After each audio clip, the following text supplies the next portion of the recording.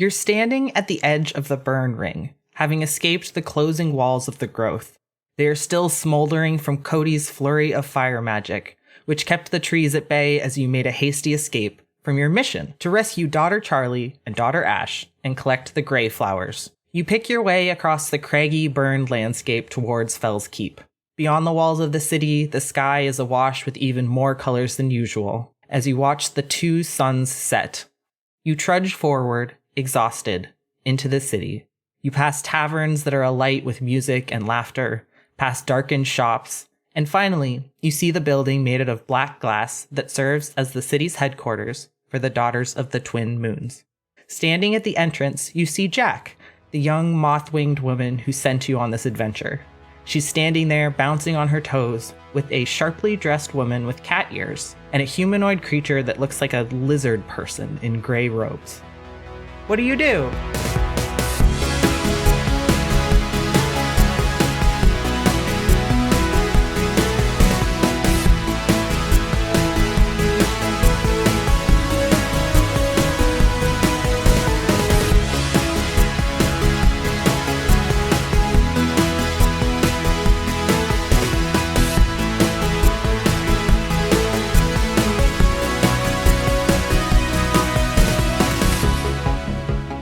Did it. Got him.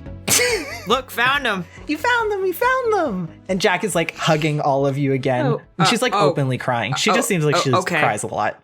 Great. There were spiders and they bit me. No, oh, that's awful. Oh, you poor thing. I'm so sorry. It made me feel tingly and weird. New sensations are always like that, huh? What? No.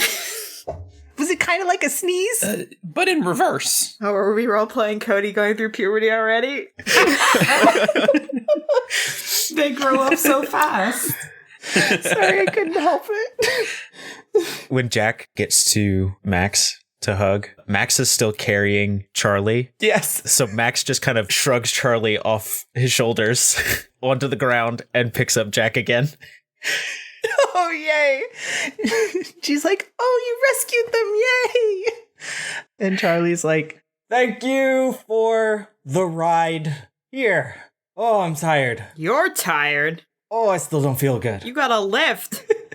Jack like leans down and hugs Charlie and then hugs Tallulah and then kind of gives this little like half bow at Ash. And she starts like telling Charlie and Ash how she hired you to go rescue them and get the gray flowers. And that green-scaled lizard-born person hobbles up to your group and looks up at Ash. And she's like, did you find the gray flowers? And Ash looks at you and is like, you guys did most of the work, but would you be willing to give Dana some of the flowers you found? Yeah, we wouldn't know what to do with these. Here. And Dana sees the jar that's like full of them. I think you got like 19. And she's like, oh, I only need 3. They don't keep very well, unfortunately. And I need 3 to make a batch of antidote. Great. Can't you just plant them? No, they don't do that. They just kind of scurry around and make trouble. Could you make more antidote? No, it doesn't keep very long. Do you want me to just burn them? Like, I don't... She like reaches into the jar and takes 3 and closes the jar and just like puts it back in your hands. And Ash is like, can you take Daughter Charlie with you too? They're not doing so good. The arachnival paralysis took a toll on them. And the lizard boar woman is like, yes, I will do that. And she reaches down and just like effortlessly picks up Charlie and is like, okay, thank you, bye. And like hobbles off down the street. Cody peeks around Max and Jack. Nice to meet you. Bye. Nice to meet you too. Thank you for this life-saving ingredient for my special antidote. Oh, cool. I'm Cody, by the way. He, him. Bye, Cody. No, by all means, stay and talk. Bye. Oh, okay. The sharply dressed woman with cat ears and like piercing yellow eyes kind of like saunters over smiling, and she looks at Ash. She's making like a gold coin like dance over the back of her knuckles, and she says, office still stands. And Ash looks at her and says, so does my response. Come with me, Daughter Jack, Tallulah. The rest of you, wait here. Jack kind of gives Max one last hug and like climbs off of his shoulders. And Tallulah sighs, and the three of them walk off towards the tower. So the five of you are now standing outside this tower, and this Catwoman is there. Catwoman's there? Yep, Catwoman's there. Big fan. Hello? And she smiles at you and says, well, it seems you rolled into town and found quite the adventure. I would just like to say, what a missed opportunity for Catwoman to say, well, hi!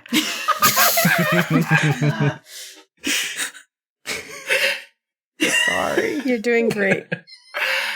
Thanks. She says, I offered these fine adventurers a gold apiece for any extra grey flowers they could bring me from their heroic journey. Seems they're not interested. If you've happened to find any, I'm happy to buy them from you. Boy, do we have some for you. Why didn't they give it to you? Well, I mean... Do you do really unethical stuff with it? Like... Oh, no. The Daughters of the Grey Moon do not like money. It's the best way I can put it. They don't deal in exchanging of coin for goods and services. Great. But I do. Yeah, I think we do. And what do you need them for? And she flips the gold coin over and it vanishes, replaced with a white business card that kind of shimmers in the light from the street lamps. Whoa! And she holds it out to you and she says, Liz Graceling, she, her, procurer of fine magical items and ingredients. How'd you do that? She holds it out to, I guess, Zan, who's standing in front. Oh, great. Thanks. I take it. Gold apiece if you have any of those grey flowers left. I kind of turn to Zan and say, we're not going to do anything with them. I mean... Yeah, no. We might as well sell them or they'll just go to waste. Yeah. No, that's fine with me. I hand the jar over. I was just going to suggest releasing them in like a garden or something, so this is fine. Thank you very much. And she takes them and she slips the jar into her bag and pulls out a handful of gold coins, which she places in your outstretched hand, Zan. And you now have 16 more gold. Nice. And she says, if you find anything else interesting, just whisper it to my card. If I'm in the market, I'll find you. Oh, okay. Great. She winks and saunters off. Cody's standing next to Zan with his hand outstretched, looking up. Do I get an allowance? Zan looks at the other adults in the group and for help. Cody looks around. It's like, just one. Okay, one? Yeah, no, Do I get an allowance? Should we just splitting this? Erica holds her hands out. Money, please. Oh my god, should we just splitting this evenly? Yeah, I mean... Wait, it was 16. Yes. Damn it, that's just an annoying amount. You already have a 1.5 gold. If you recall, when you rescued the cat Peanut and gave Peanut back to his owner Clarence, Clarence gave you 20 silver pieces. Yes. And then you gave 5 silver to Tallulah for staying in her hostel overnight. Yes. So you have 17.5. So you can each have 3.5 gold. Great. Da da da da da da da da da. You solved your math puzzle for us. Cody immediately takes one and starts trying to turn it in his hand, trying to turn it into a card over and over and over again, like she had just done. Make an Arcana check. Oh, damn. Okay. Was not expecting this to even possibly work. You get a nat 20. That gold's just gone forever. I got a 17 plus 2, so a 19. It's a card now. I guess you're out of coin. All right, nice. Yeah, you watch as Cody flicks the coin over and over and over and over. Just gonna drop it. And as he's doing it, nothing's happening for a while. And then little pink and purple sparks start flying out as he's doing it. And Cody, you take this to mean like, oh, I'm getting closer. And you Okay. you keep going and you keep going and you keep going and you keep going. And then just for a split second, you're holding a card and then the coin's back. What? Cody looks around to see if anyone else saw it. What? Yeah, Max is watching. What? Did you see that? What? Yeah.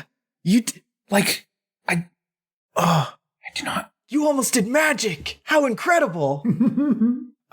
But what would your card say? You can shoot fire out of your hands. And can we whisper to it?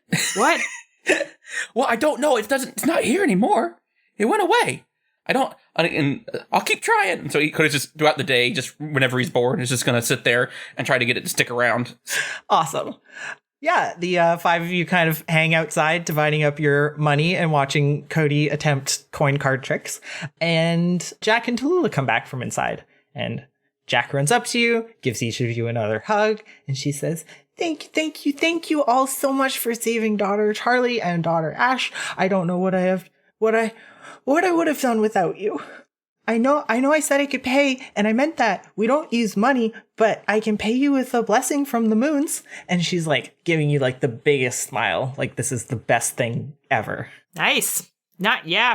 Good. Excellent. Awesome. I mean, a blessing doesn't sound like a bad thing. Oh, it's it's the best. It's so fun. It's fun for me, and it's fun for you, and it's fun for everybody. Like, are we going to have a meal and then have the blessing before? Is that what we're doing? We can eat if you want. Well, let me get you some food. And she rummages in her pockets and pulls out some bread that she's half eaten and is wrapped in some paper. And she's like, here, here's some bread. Oh, I can get you more food later. Max takes the bread. Just takes it from the child. Not for Cody, for Max. Yoink. Max, you eat some bread. He's hungry. Boy needs his carbs. I need calories.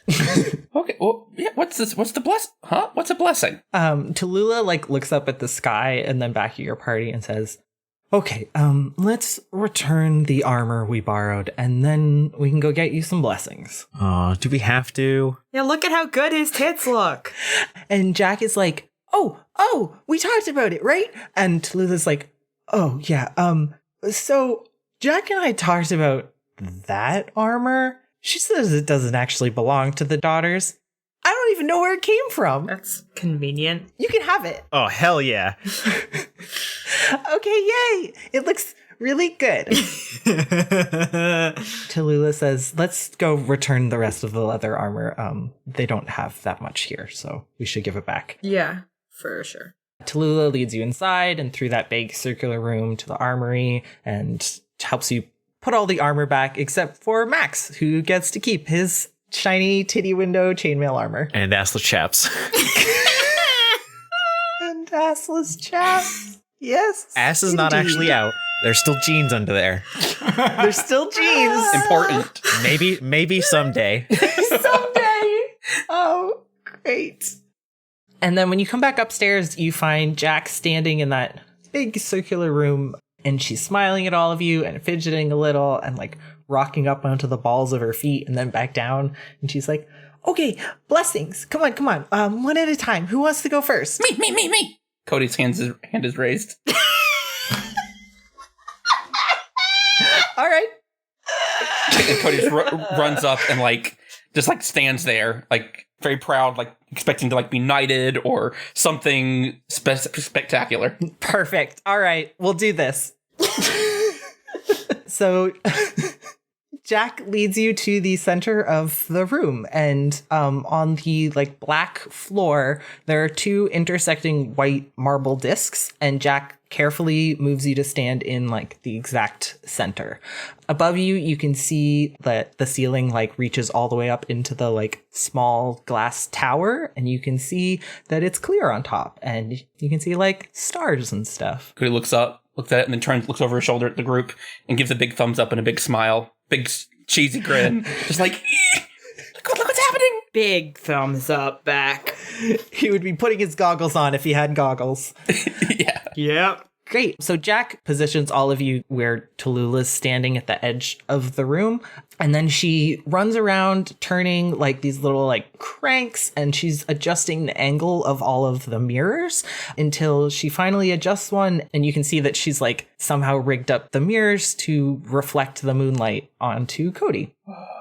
Tallulah has backed off and is leaning against the wall and picking at something stuck on her axe. Ash has also come back and she stands off to the side, kind of watching Jack scurry around. And you can see that Jack has adjusted all of the mirrors so they're reflecting moonlight onto Cody. And it's like a pretty faint light. Moons aren't that bright. And then Jack backs up to stand with the rest of you, and she presses both of her hands to her chest. And the room is silent. And Jack says, "We are the daughters of the Twin Moons. We are a borderless organization for good. We go anywhere and everywhere we're needed. We help people without expecting anything in return. We freely teach others to protect themselves. Our tenets are relentless kindness and bravery. Cody has helped us on our quest, and I humbly ask that you bestow upon him a blessing." And suddenly, Cody is bathed in moonlight. The intensity of the light has amplified to a point where you can barely see that Cody is even in there anymore. Yo, I didn't cast light! That wasn't me! Not this time! It's just one of those things where if he's unworthy, he's gonna get disintegrated, right? Sometimes. Okay. All right. Bye, y'all. It was fun playing the game with y'all. Oh, Jesus has seen your dirty thoughts and now you die. Cody's dirty thoughts. Cody, I need you to roll a d20. 16. Okay, great. die. As the light hits you, it seems to focus in on your backpack, and your spell cards are pulled from your bag and they like swirl around you in the air. The moonlight shrinks into a rectangle floating among them. The cards come together again, neatly arranged into a stack, and float in front of you. And as you reach out to take them, the moonlight fades, and you now have a new card on the top of your deck. It matches the rest of your other cards with like a drawing of a white furred monkey surrounded by snow. Though this card is like iridescent when you tilt it and the monkey's eyes seem to follow you. You got a hollow card.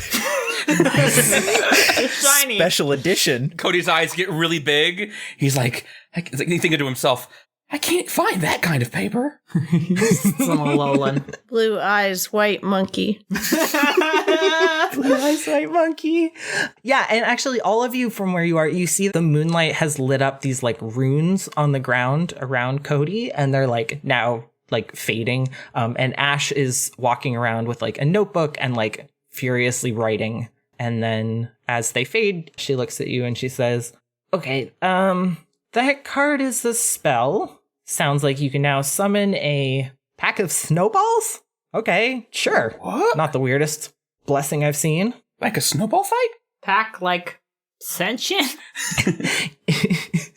In game mechanics, you can now cast the spell Snowball Swarm. It's a 2nd level evocation spell. Question. Yes. Does that show up in Cody's spell menu then? You gotta ask him that. I don't think Erica would. No. Something to see later. You don't know. Well, okay. Cool. A monkey? I don't have a monkey. Okay. Awesome. Oh, good. I was like looking at your drawings and I was like, I don't think he has a monkey. Like, what other animals does Cody not have? It's like a parent going through a child's like stuffed animals. Like, you don't have one of those, right? It's got a rabbit. It's got 2 bears, not a bear. Okay. I can't wait to, get in a fight with a snowball monster and have some ammo.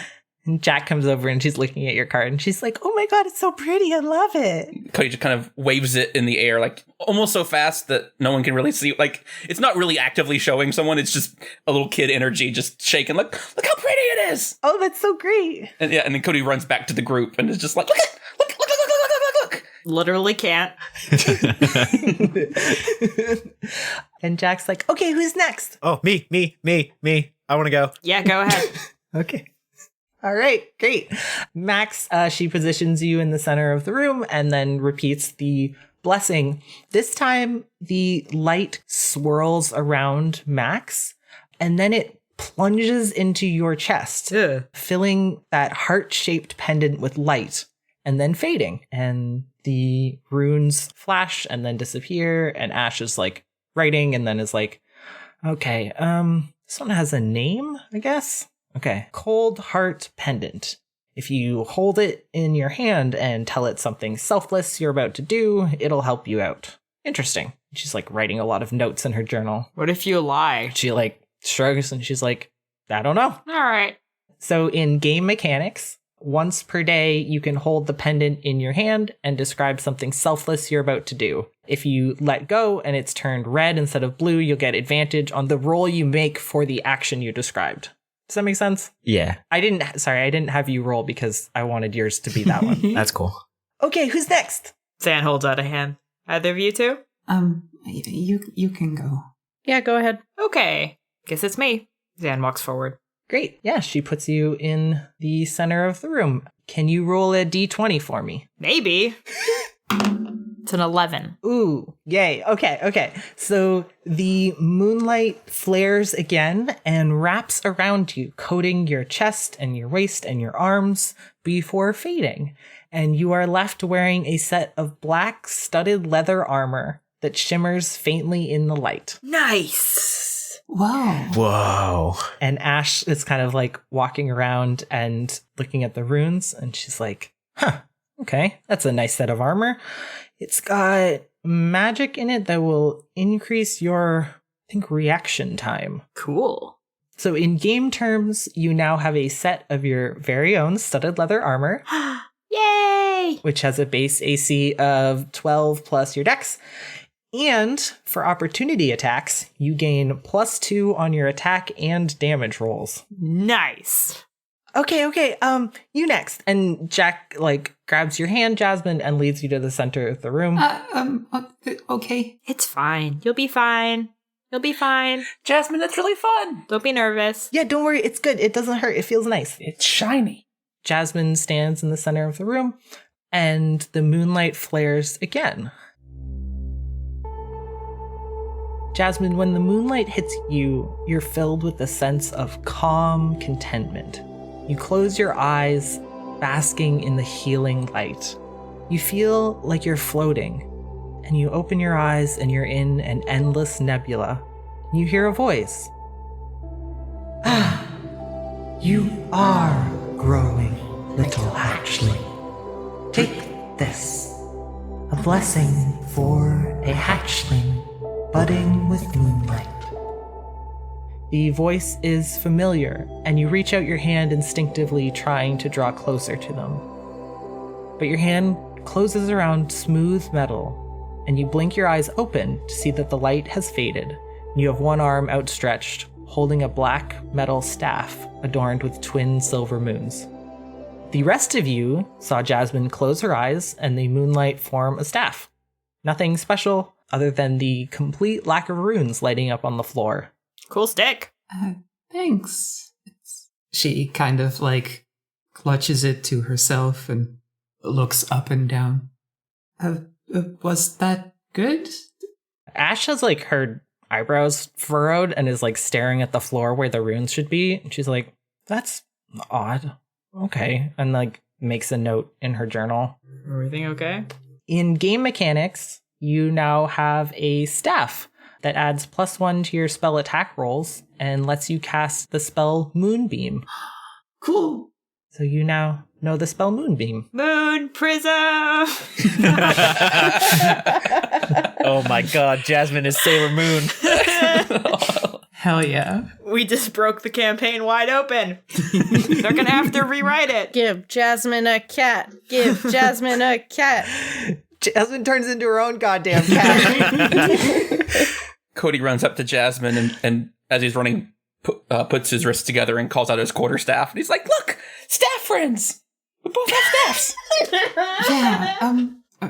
What if we have like a ritual where we start fights by doing like this? And Jasmin holds hers out and like crosses her staff with Cody's like two spearmen at a castle door. Guys, don't touch staffs.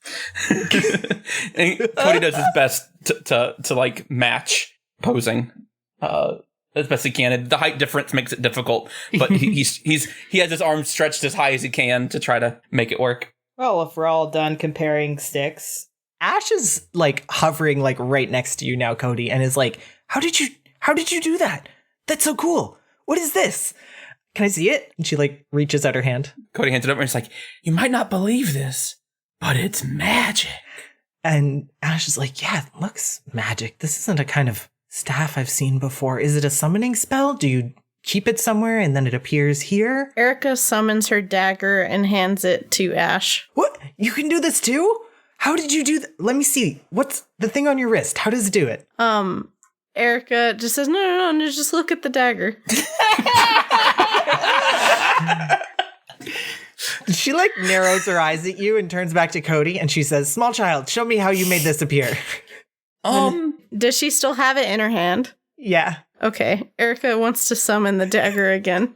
Okay, great. It vanishes from her hand and appears in your hand. And she's like, oh, let me see. And she like flips through her journal and she's like, might be soulbound? Is it soulbound? What? You said summoning. Like, if we leave it somewhere, we can bring it back to us. Right. That sounds like what it is. That's what we do. Interesting. Right? And Cody looks at the rest of the group. It's like, sounds familiar to me.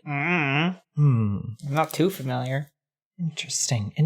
And she's like holding your wrist and like turning the wristband over and looking at it. And she's like, oh, there's a symbol on here. Can I have my arm back, please? And Cody's kind of tugging ever so slightly. Yeah, okay, whatever. Sorry to... You're welcome to examine stuff, I guess, but doesn't Erica still need to get blessed? I sure do. Oh, yeah, okay, Erica, come on, your turn. And Jack grabs your hands and pulls you over to the center of the room. And like Ash shuffles you all back out of the way so you're not blocking the mirrors. And Jack does her blessing again. And the moonlight flares. And as it hits you, Erica, it is blinding. For a moment, all you see is white. You blink a few times and the light clears and you can see again, though everything is much more vibrant than before. You can see into the dark alcoves and the hallways leading off this room as though you were in full daylight. And everything has like a slight pink tint to it. You reach up to your face and you can feel a pair of sunglasses there. Nice shades. When you look down, you can read the runes on the floor, and they say, a blessing bestowed upon the quiet observer, moonshades to bring clarity in dark times. Whoa, I can read.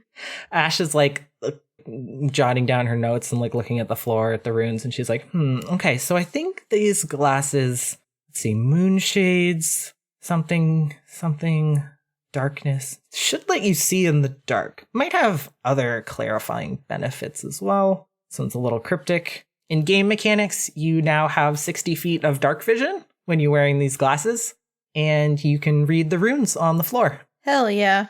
Erica kind of pulls them off her face and looks at them and says, very Levian Rose. You can also all like pick what your things look like.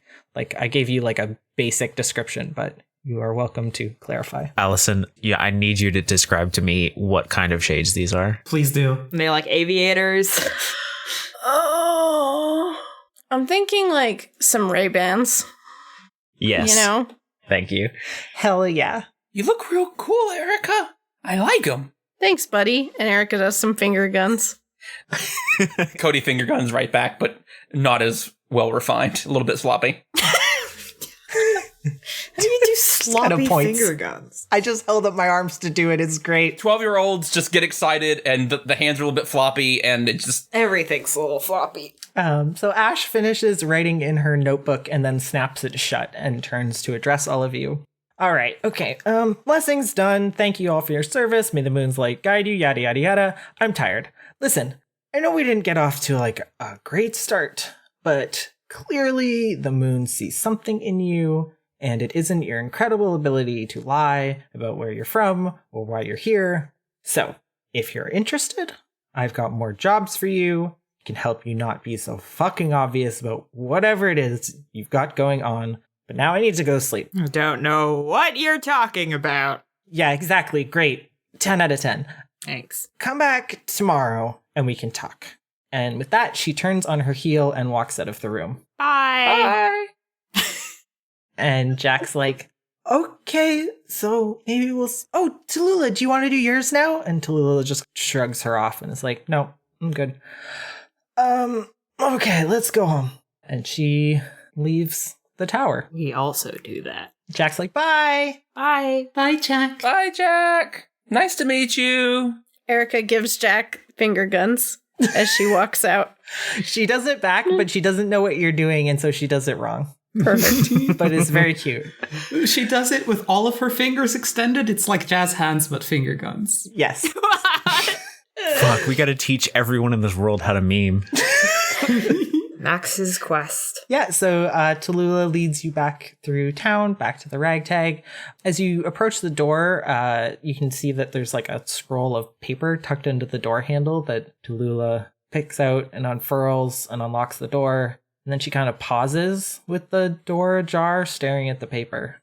What's up? Forgot to pay a bill? Oh, nothing. And she says, thanks for today, and like opens the door so you can come inside. Hey, if you don't mind my asking, what's your deal with the daughters? I used to be one. Not anymore. Now I run a hostel. They seem really nice, though. Why did you leave? That's, make a persuasion check. Okay. That's a 5 plus 4, a 9. Yeah, Tallulah like pinches the bridge of her nose and then rubs her eyes and is like, it's a long story. Yeah, It's okay. Maybe some other time. yeah, I'm tired. I imagine you're all pretty tired. Thank you for today. And yeah, you're all pretty good at the merc thing. A little unconventional, but I like unconventional. And she like gives you like a half smile and she's like, okay, this is weird given what we've been through, but do you want to stay here again tonight? And if so, can I have 5 silver? Yeah, for sure. Yeah, of course. Okay. I hand over my 5 silver Okay, great. Thank you. to end the conversation. Wow. I will pay to go to bed right now.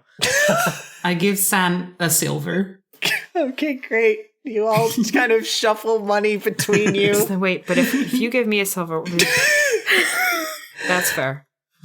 And Tallulah's like, okay, cool. Do you need anything else? More blankets or whatever? Get you a jug of water.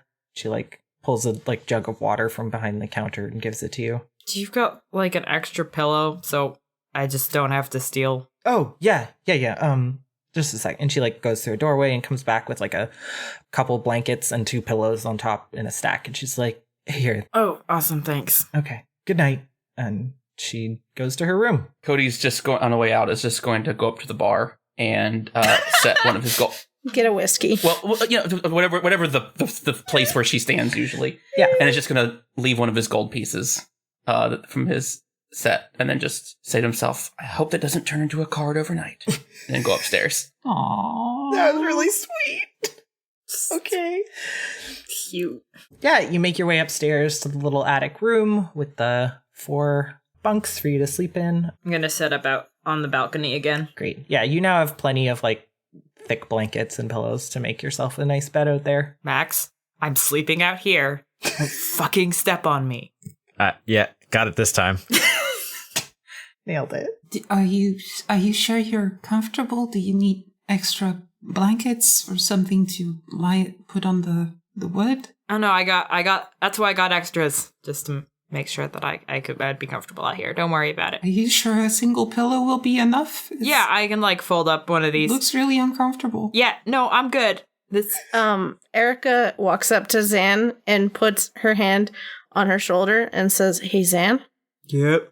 And then she leans in really close and she says, "Please don't throw a child on me tomorrow morning." That's fair.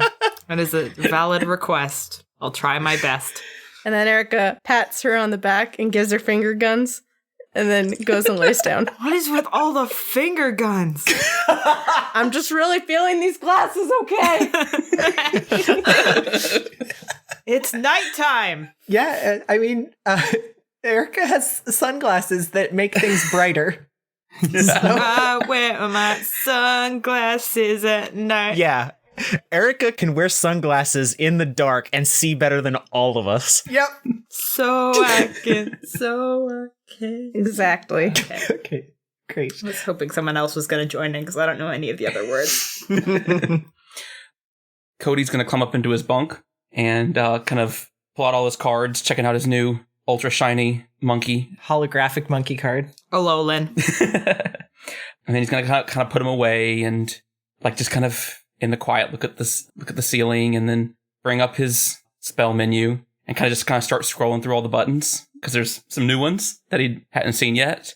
And as he's looking through them all, one stands out to him. And it's not like because it sounds powerful or cool or fun or anything, but he just doesn't really understand what it says. I mean, he can read the words, but like, unlike the other spells that mention lightning or fire or invisible forces, he's like never heard these specific words used like they are.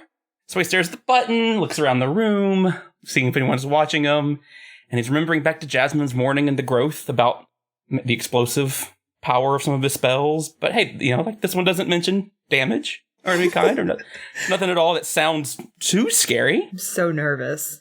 Is this like make the party horny button? Like, I don't know. So he presses the button. Everybody dies. And nothing happens. The room remains just as still as it was before, and Cody somewhat like let down a little bit, like, well, that was nothing. Stares at the button and sees that the button has grayed out and it's still replaced by a slowly filling bar across the button. And he's staring at the growing light for a couple seconds. But as he waits, mixture of the day's exhaustion and the attention span of being a 12-year-old, his mind drifts to home, to his room and his bed and his parents, to his friends at school, to his sister's laughter that always made him smile, and he slowly starts to fade off to sleep in the warmth. As his eyes close on the menu, as that spell is still loading in, one last thought floats through his head. I don't really know what this button is finding, but whatever it is, I could really use anything that feels familiar. Oh my god! Oh no. And then he drifts off to sleep.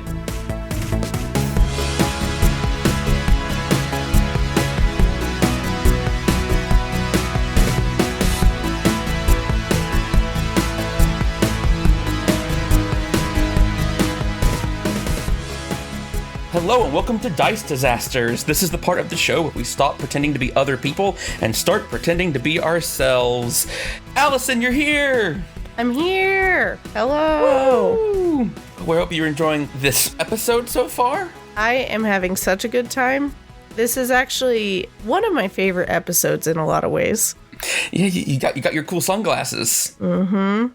Finger guns. Oh, what a good new layer to Erica's persona. I love it. But yeah, we're just here to say hi to everybody listening and say thank you for joining us on our crazy kooky adventure. We've been hitting some download milestones, which is very, very cool. And we're so grateful to everyone that is listening and downloading the podcast. So thank you so much. Yeah, y'all are the best.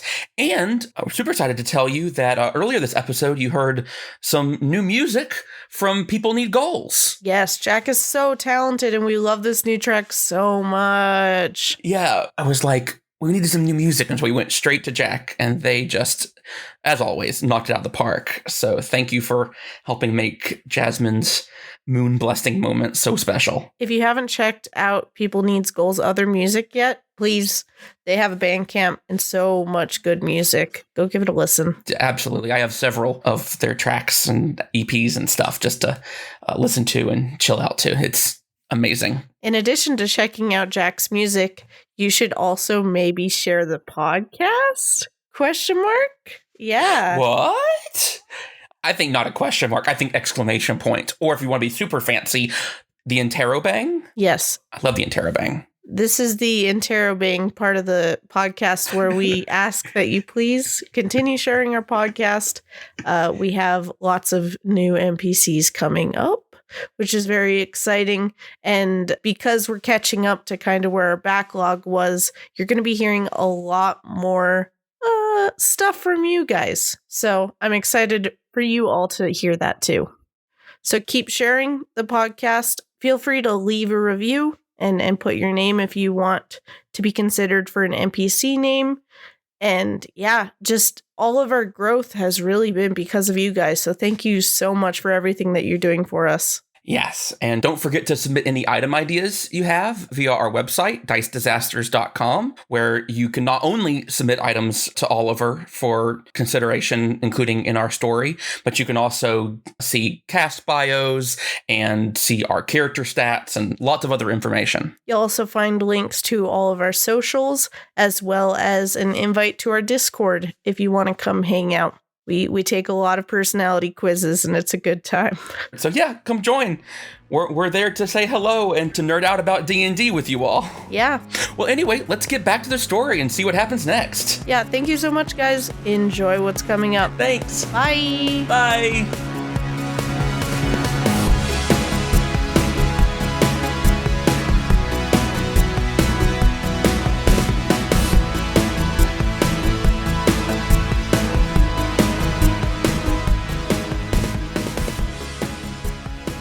Zan, you wake up in the middle of the night, but not because you're uncomfortable.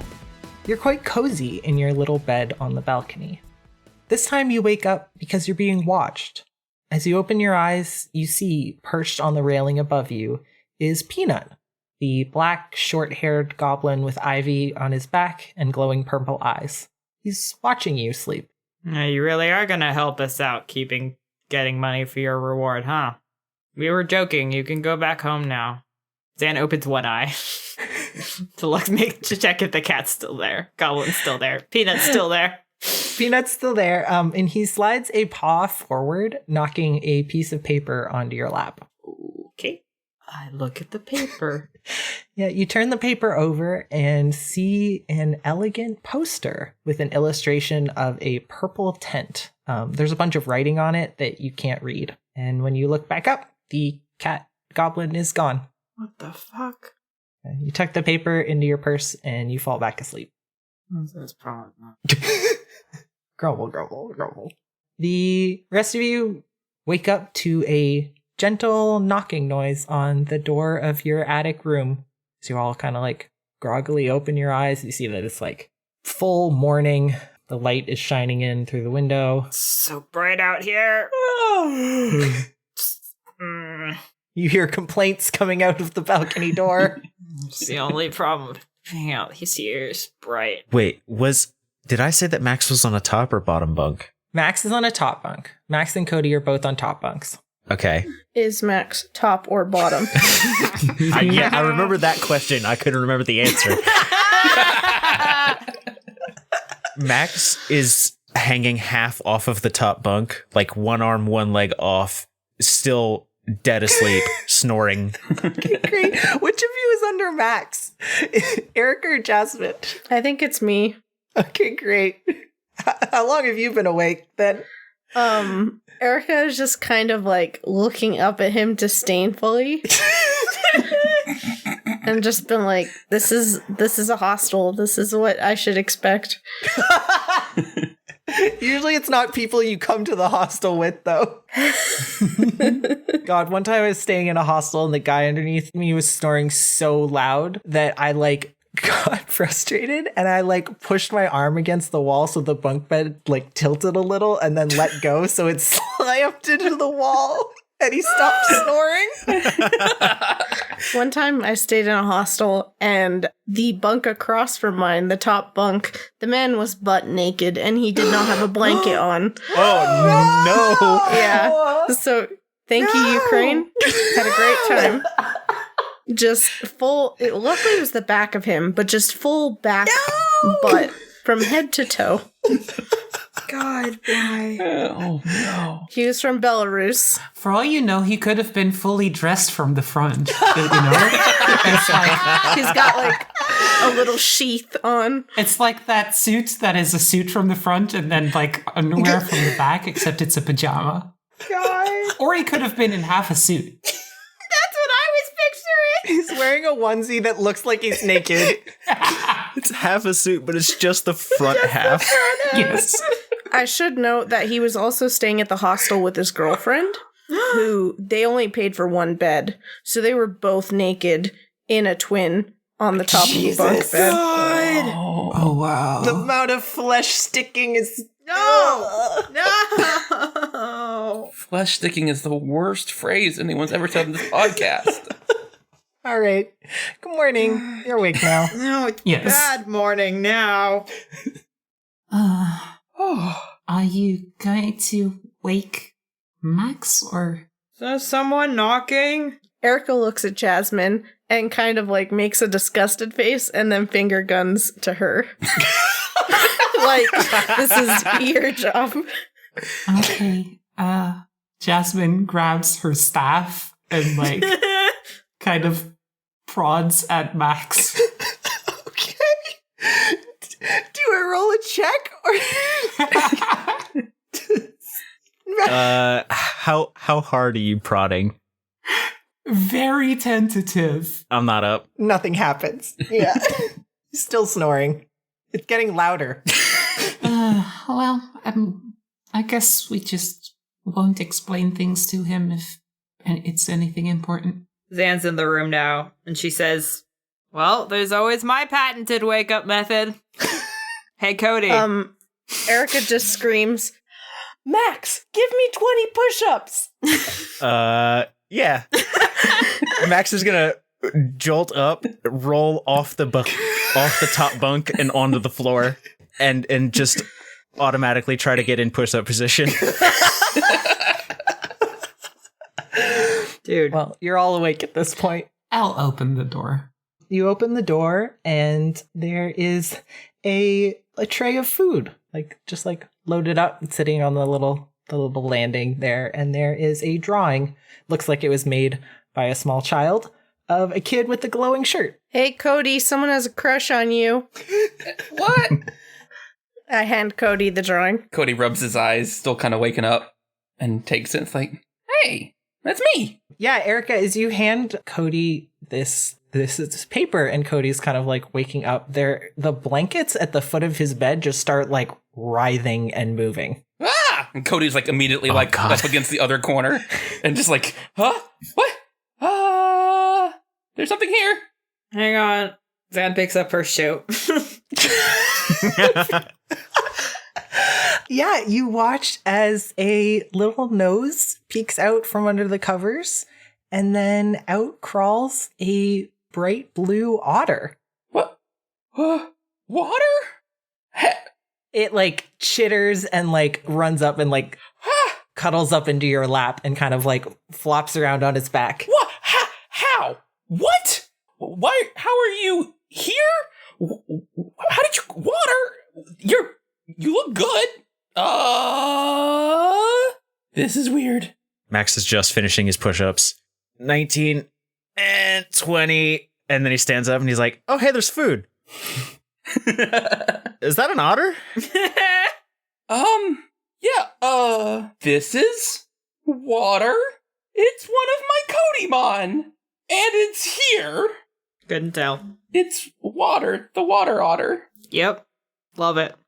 Yeah, it's just like crawling all over Cody, like sniffing his ears and going like, Hey, girl. Hey, high five? oh, yeah, she backs up onto her hind legs and like slaps like her little flippery paw against your hand. Zan looks at Hat and asks for a high five. Hat doesn't give you a high five. She's asleep. She loves being asleep. Yeah, that's fair. I also love being asleep. Y'all didn't see this seawater follow us back here last night. Wait, is it a sea otter or a river otter? River otter. Is it a cute river otter or a creepy river otter? Totally cute. Okay. With blue fur and a green tummy and white paws. Yeah, it's super cute. Big eyes. Adorable. I don't know how. Oh, wait. Might have cast a spell last night? Oopsie whoopsie. In your sleep? Was the spell create adorable creature? Well, okay. Totally honest here. Didn't know what it did when I pressed the button. Always good. Cody. Good plan. It didn't say like damage or anything dangerous. It was called Find Familiar, and I was like, sounds fine. And I pressed it, and now I have an otter. I mean, it's like a magic pet, right? That's what a familiar is. Is that what a familiar? I didn't know what it meant. Water, are you gonna be good? Are you cool? Are you like house trained and stuff? God, I hope so. Water rolls over and goes.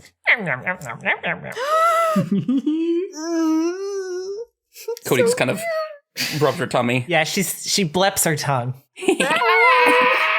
I think we're good. I think, okay, no panic. We have an otter now, and it's fine. And it's like, Water, can you get on my shoulder? That'd be nice.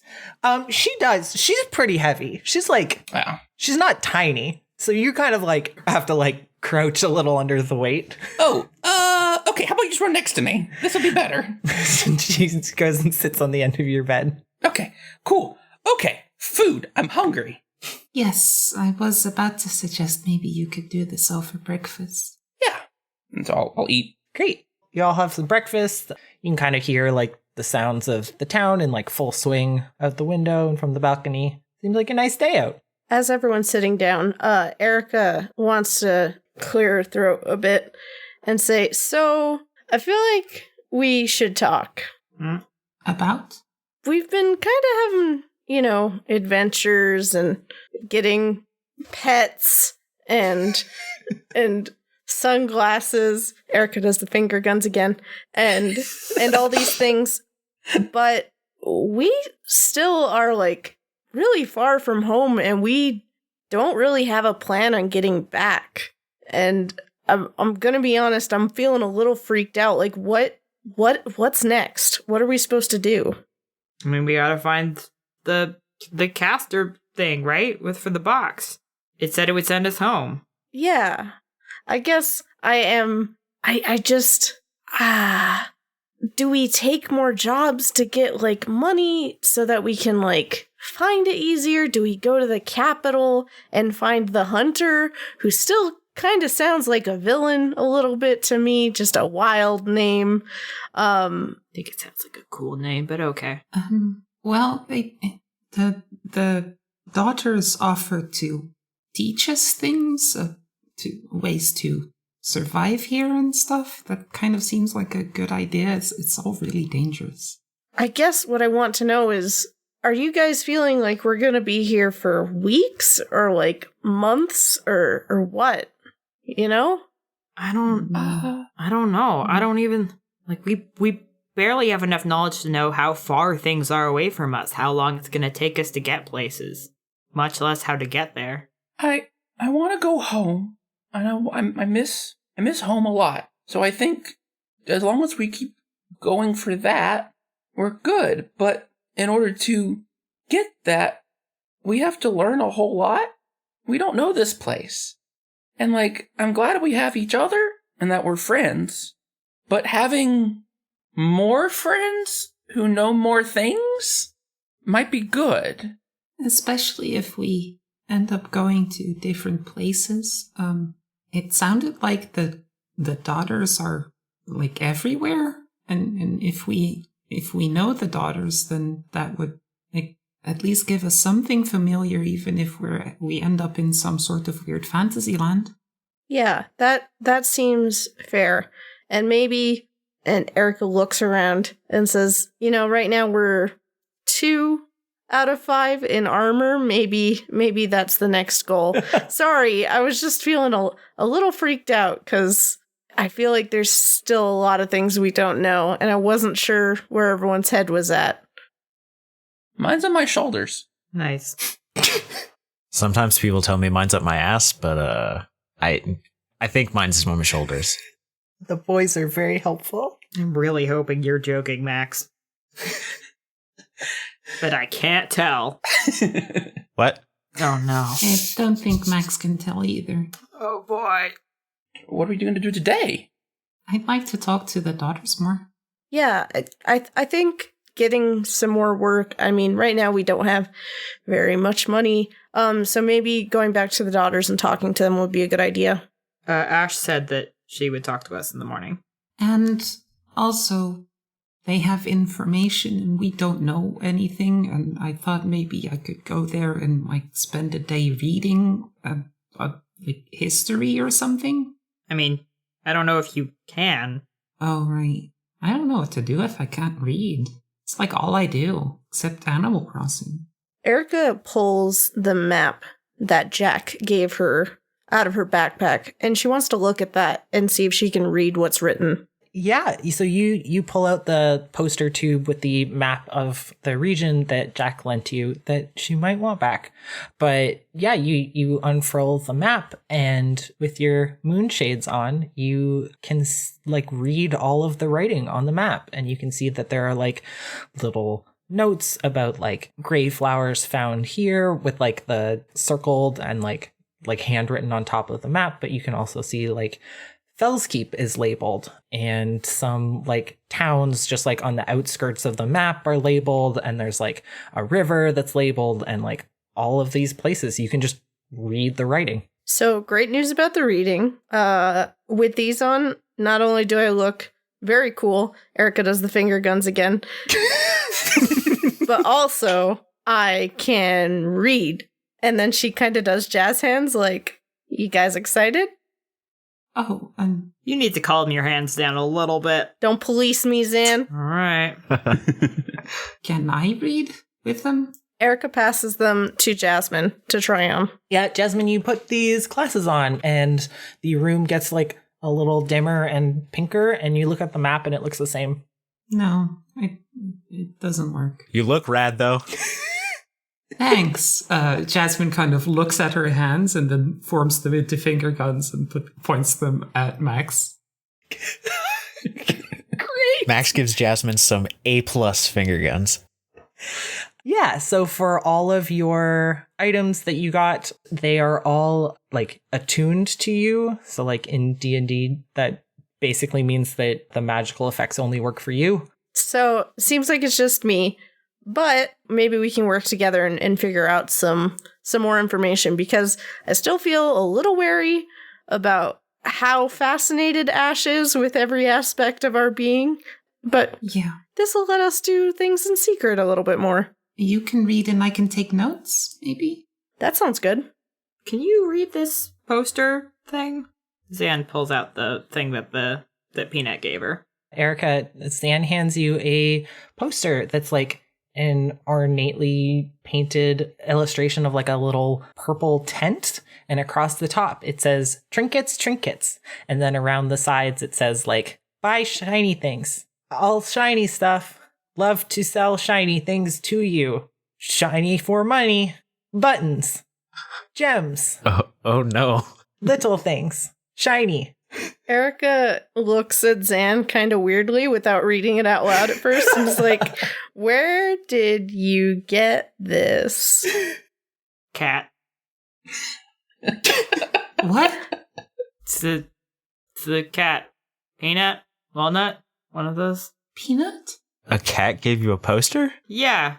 I don't know. Maybe that's normal for cats in here, this world. Man, the cats here are smart. Erica's eyes narrow, and then she reads the whole poster out loud. Amazing. Well, I mean, it's as far as things that cats bring you goes, this is better than like the bottom half of a frog. Yeah. Now I need to keep a list of the order of things that are cool. And right now it has 2 things on it: a poster about trinkets and bottom half of a frog. And as we go on to the podcast, we'll continue this list of everything in the order of that in which they are cool. Yes. Where do finger guns fall? Below frogs? They're at the very top. Yeah.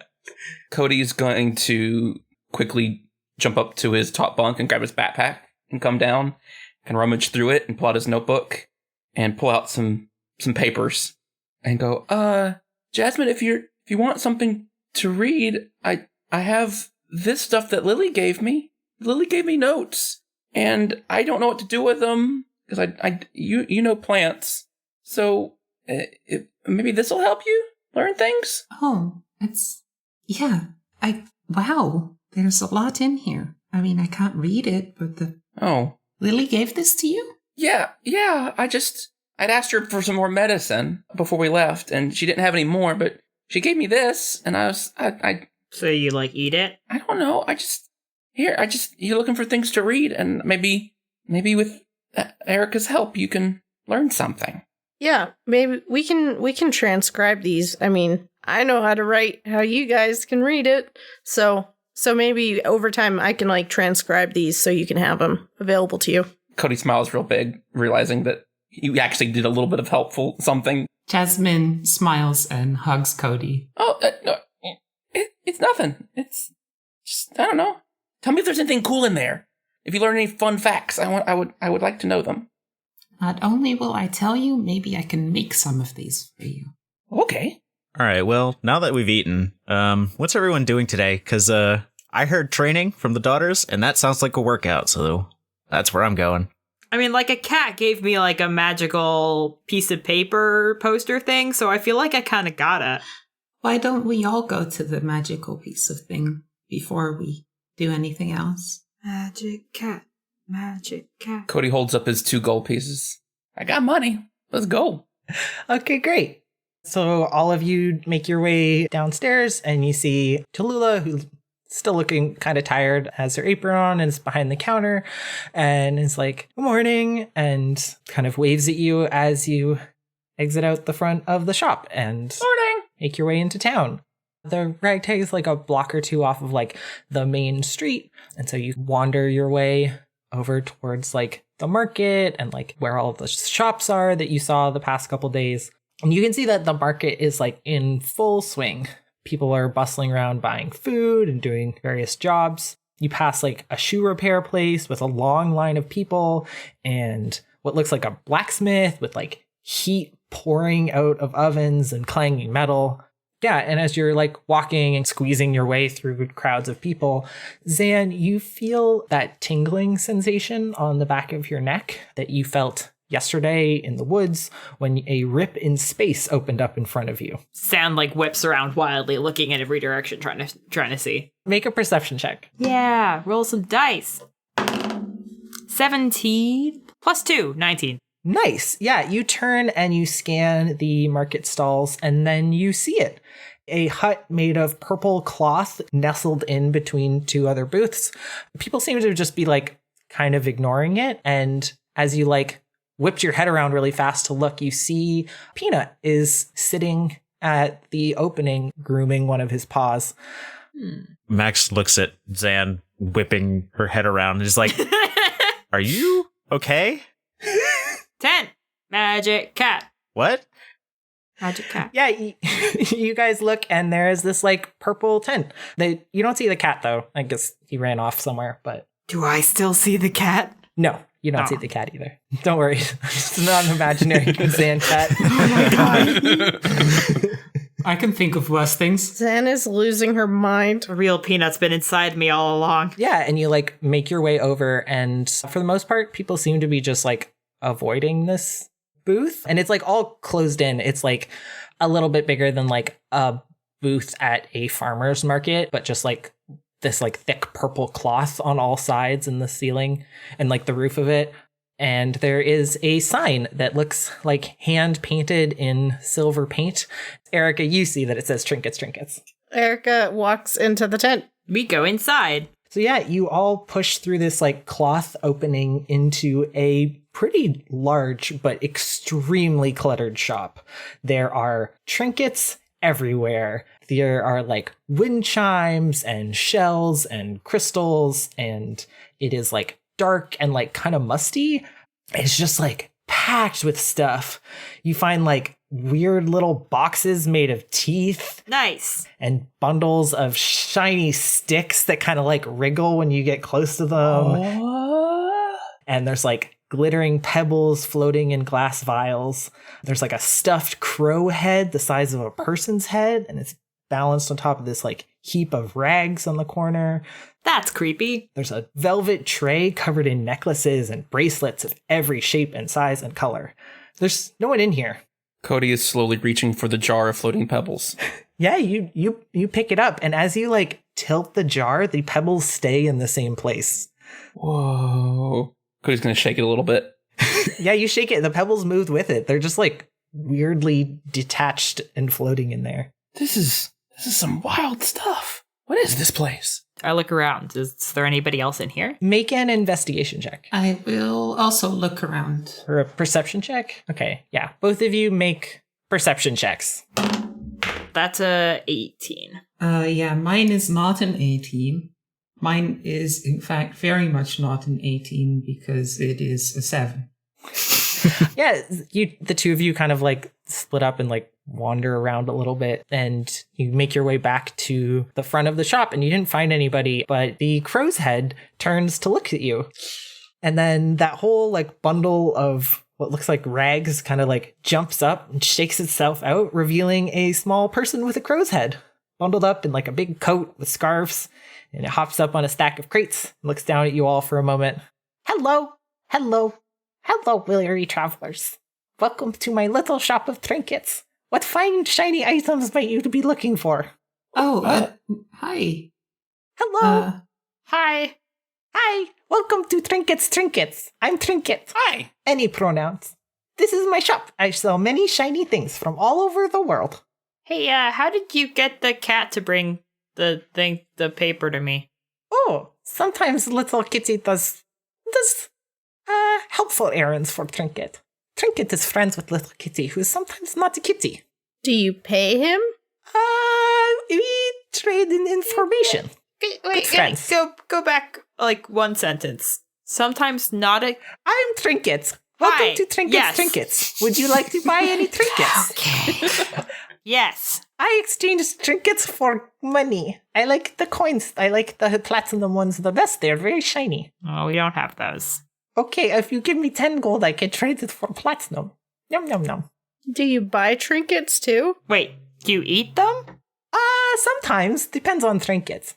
I like the gold coins and the platinum coins the most, so I usually can part with some of those for very shiny trinkets. What trinkets do you have? Many trinkets. And Trinket kind of like hops around the shop showing you a bunch of stuff. And if you all go to your character sheets, you have a tab called Trinkets. Oh. Jar of bees. Gonna be Sarah from Dragon Age. This is just a short list. Also, just like as a note, this is like a reasonably sized city. So if you want anything from the 5e normal item list, you could get that from shops and stuff. So if you want to buy some fucking like rope or sticks, you can also go buy that. But I'm feeling like one of these is aimed at me very specifically. Yep. Yeah. yeah, so I can kind of read over some of these. There's a jar of bees. There's a grow potion, which will enlarge you for 1d4 hours. There is mystery powder that when you throw it on somebody, you use the wild magic surge table to decide what happens. Oh, there's one called a racing stripe cloak, which I got from Snickle Socks on Twitter. You get an extra 10 feet of movement in combat, but only if you make cool race car sounds. Exactly. Yes! Yeah. Oh, and then there's the collar of immortality. This collar fits one willing tiny creature with intelligence less than 10. When it's affixed to the creature is immune to all damage, aging, and hunger. What's wild to me is that at the end of the collar of immortality, it's like the collar can be removed by the creature, deciding it has lived for long enough. That's really wild. It's time to die now. Because I needed a way to take it off, and that seemed... That's the emotional last episode of Dice Disasters.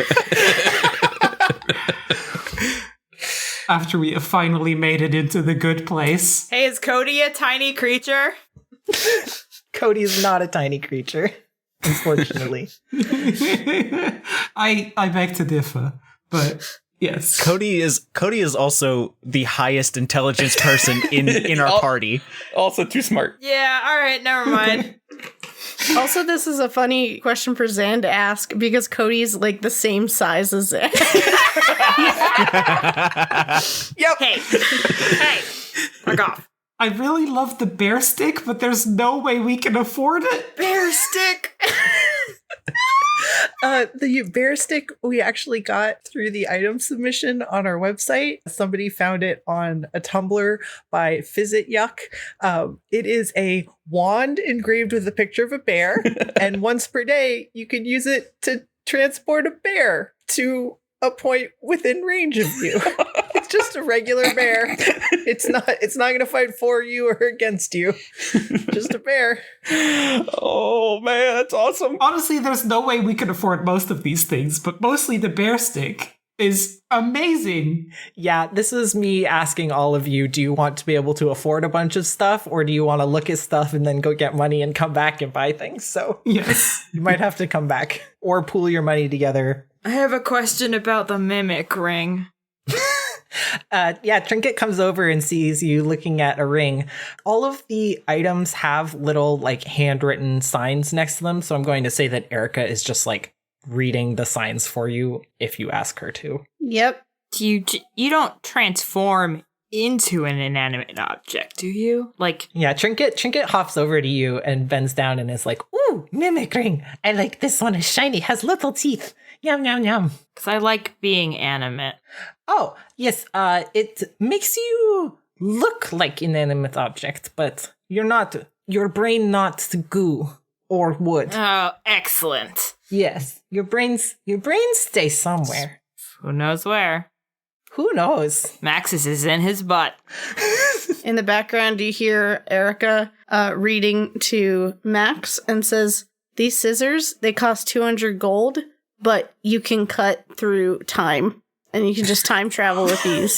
But it's 200 gold." Yeah.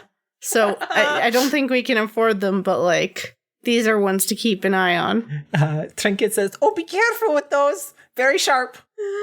Cody's going to look down at his hands. He has about 2.5 gold, and he looks around and he realizes that he can only afford the jar of bees, which he's not really excited about because the bees just can't control that. And so he looks around and he looks over at his friends and he goes, "Hey Max, come here for a second. Yeah. If we go in together, we could get a grow potion." And one of us could get really big. Do you want to do this? Oh, that sounds really cool. I mean, sick gains, right?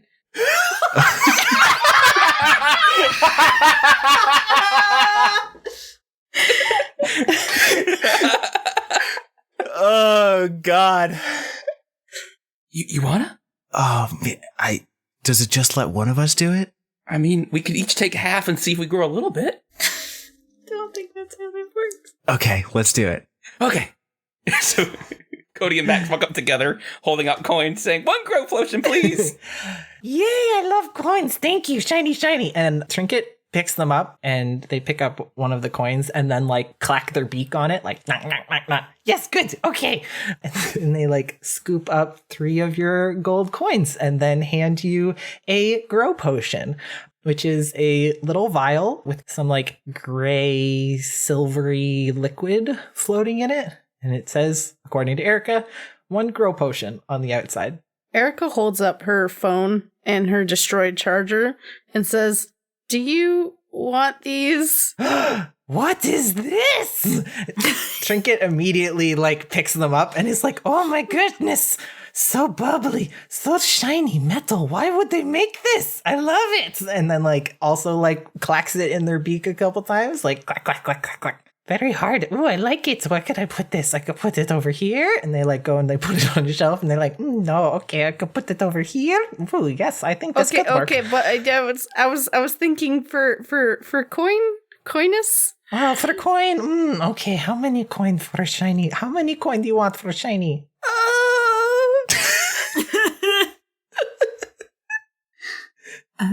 20. Oh, too many coin. And they like she gives it back and like puts it in your hands and is like, "No."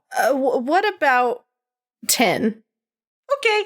And Trinket hops away and comes back with a handful of gold and silver and copper coins and dumps them into your hands and is like, "I want shiny, thank you." Okay.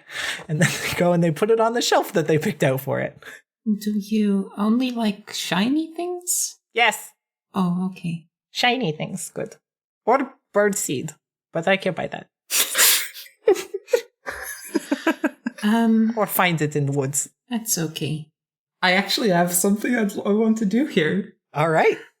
Probably if Trinket is looking at someone else. Okay. I want to see if I can. I want to see if I can scan a bee. A bee? I thought you were gonna scan Trinket. I want to see if I can scan the bees. Okay, make a sleight of hand check. I want to scan the bees. And that's a -1. Oh, sorry, what? Total? Are you gonna release the bees in here? I have a -4 to sleight of hand, and I rolled a 3. Oh my god! Oh, no. We all die, and we can never buy anything ever again. Okay. I'm sorry, Jasmin. Wait, you gotta try to scan the bees. You fucking punch the jar and it falls and it slams on the ground and you're released a swarm of bees. No, I wanted to buy those. It's okay. There's a giant display of many swarms of bees. Okay, good. Do the bees attack just Jasmin or all of us? They are centered on Jasmin, and so you take 3 damage. You get stung by a bunch of bees. Jasmin does. Jasmin screams. Shit! Oh god! What? Oh Jesus! Are you? Oh shit! What did you do? Trinket hops over and is like, "Oh no, my bees! No. Cody casts sleep on the bees. Okay. Why? Okay. How does sleep work? I roll 5d8, and then if their hit points are below the 5d8, They're bees! they fall asleep. I am also in that area. You're probably also going to make me fall asleep, but go for it. I want that. That's wonderful. Can I spell sculpt? I would think. Yes. Cody Okay. has spell sculpting. Sorry, Jasmin. I don't want to knock you out. It affects them in ascending order of current HP. So the bees definitely have fewer hit points than you do. Fair. How many Gotcha. hit points do the bees have? Well, how much did you roll, Cody? Oh, by the way, you all took a long rest, so you all have all of your spell slots and hit points back. Spells. 30 hit Spell points. Okay, yeah. Trinket's like, my bees! Oh no! And then you watch as all of the bees just go like, and all kind of like That was fall the on the ground. best sound I've ever heard. Why, thank you. Erica leans over to Max and says, "The bees are dying at an alarming rate." You know, according to all known laws of aviation, bees can Oh no. No. You killed my bees! My bees! Wow. Cody runs to Jasmin and yells over at Trinket, they're just asleep! And then, like, Jasmin, are you okay? Are you okay? Jasmin, like, I imagine she had, like, her face in her hands and then, like, removes the hands and she looks like an Animal Crossing character that gets stung by bees. Oh no, she's all lumpy. Oh, yikes. Yikes, dude. Oh no. Trinket scoops up the bees and puts them in a new jar and says, like, "Oh, are you guys okay? Yeah, you're okay. They can sting many times. They're special bees. They're all fine. They're sleeping." That's great. Good to know. Hey, can I buy some? Yeah, okay. Do you want used bees? They'll only be asleep for 1 more minute. No, I'll take some fresh ones, just in case they got like No, you're gonna take the used bees because you broke it. I didn't. 5 silver pieces, please. Oh, fine. Bees are fine. They're resilient. Okay. They're actually immortal bees. Shh, don't tell. Trinket does crimes. Trinket does death crimes. Each bee has a tiny color of immortality. That is our first t-shirt. Trinket Yeah, does alright. crimes. It's the first t-shirt. Bees only die when they decide to die. Don't tell, Trinket does crime. Don't tell. It does Don't tell. All right, I pay. I pay. Ooh, silver pieces. I like silver pieces. Thank you. Erica's also going to buy the mimic ring. Oh, nice. All right. Yeah, you got that dough now. Yeah, Trinket goes and gets you the mimic ring and brings it to you, and it's got like it kind of looks like a mouth on the front, like a shiny, pointy mouth. And she's like, "Here you go. Be careful." Thank you. I don't know if it will turn back into mimic. Cody goes to hand the grow potion to Max. Like, hey, why don't you put this in your bag? You can keep on to it. Well, I don't have a bag. Oh, You don't. Typical man. You need a bag. Go buy a bag. Get a purse. Get over yourself. Okay. I don't know why you're yelling at me. I don't like it. Zan was woken up by maybe not a cat last night, so she's a little grumpy. Sorry, just I don't want to hold the potion. If I accidentally just get thirsty, I might drink it by accident. So I want you to have it. Okay, fine. I'll keep on to it until you have a bag. Is that okay? Yeah, hey Trinket. yes. Is there like a place I can buy a bag in town? I don't know this town. I show up and I sell things and then I go away. I don't go outside here. Too many people. Okay. Not enough shiny things. People come here if they want to buy my shiny things. They give me coins, and then I keep those coins. Okay. Do you want a shiny bag? This one only 200 gold pieces. Lets you put as many things in it as you want. She holds up a, very shiny iridescent bag. It's very cute. Well, I do like this bag. Okay, give me 200 gold pieces. I don't. I look at Cody. Well, then what are we even doing? I look at Cody. Throws I'm the like, bag. I don't have 200, right? Okay, it's very nice to meet all of you. Okay, bye. Hey, real quick, just again, that's not a cat? Sometimes a cat? Okay. I don't know.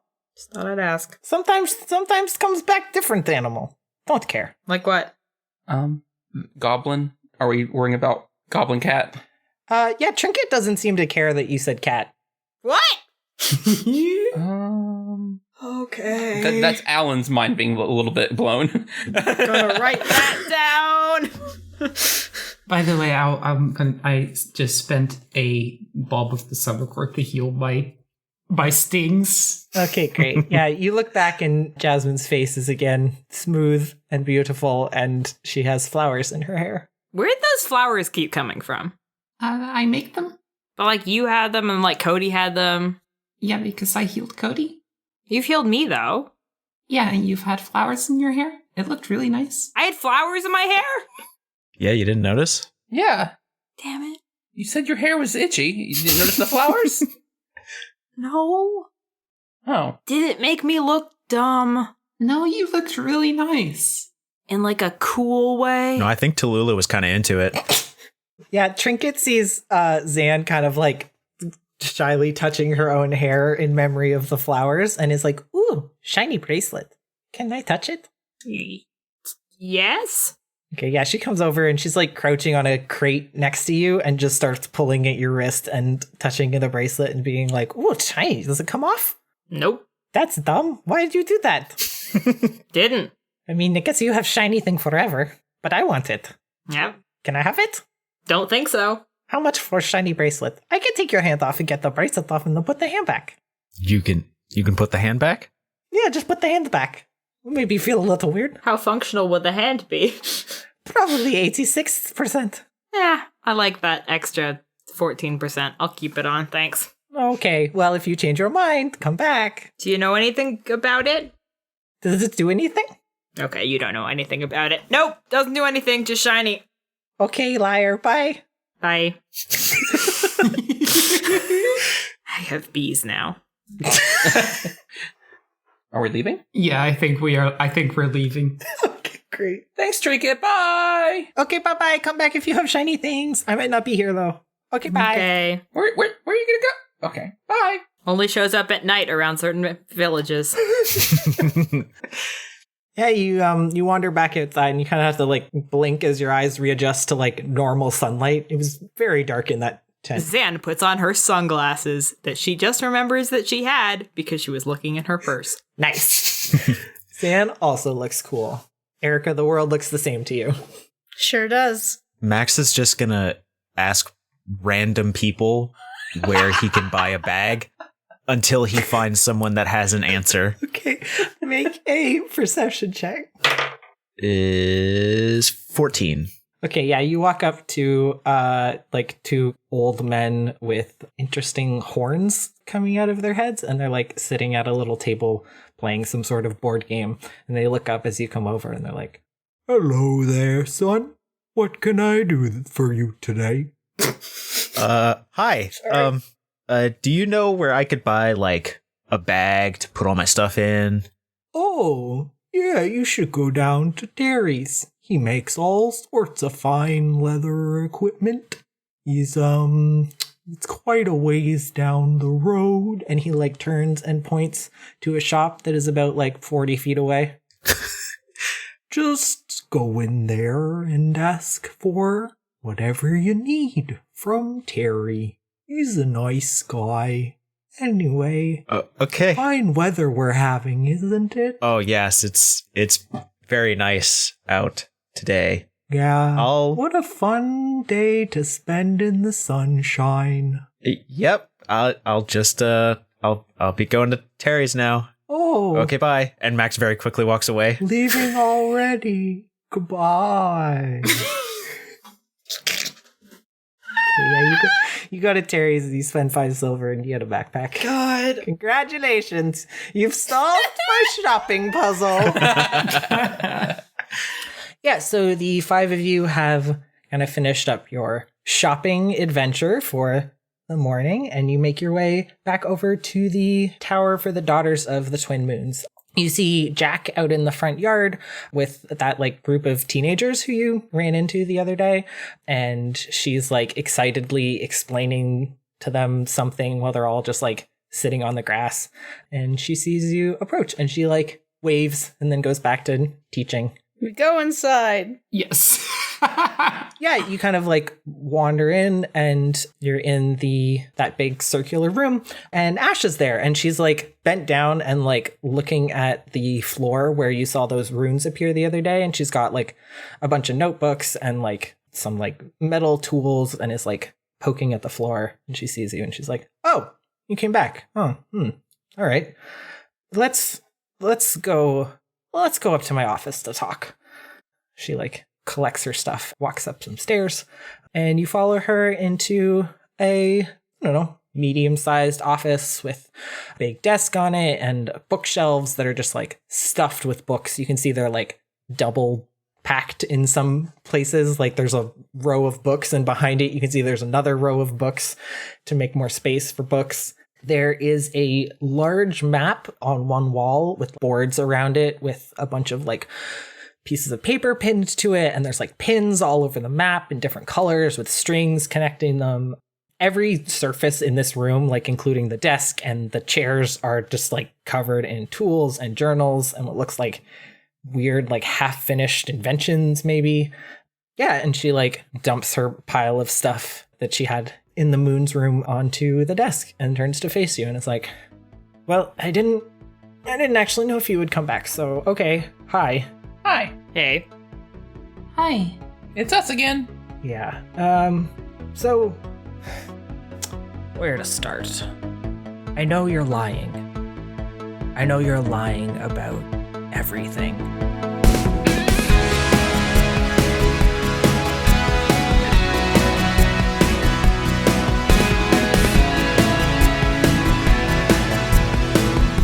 You can find us on Twitter at Dice Disasters, and we have more information about the show and the cast at dicedisasters.com. Our website was made by Allison Otting, who plays Erica. Dice Disasters is edited by Alan Brazzell, who plays Cody. Our cover art is made by our own DM, Oliver Northwood.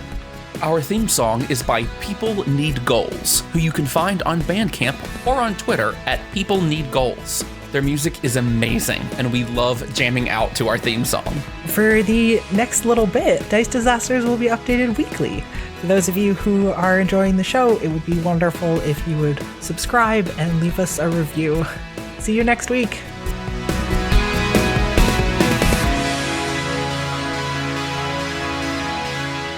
I think I had a red pen leak and now it looks like there's blood all over my hands. It's fun. Oh no. You look down and Zan has cut herself on her armor. Ah, jeez. Why is that even sharp? It started leather, but it's like Spikes. Pointy studs. yeah. It's punk studs. Yeah. They did the studs facing the wrong direction on these. Am I wearing this inside out? They're facing inward. The magic put it on inside out accidentally. Oh, hold on. There's the tags in the front. Is it supposed to be there? Does the tag say hot topic? It says machine wash cold. 70% polyester. That's not great. Especially if it's leather armor.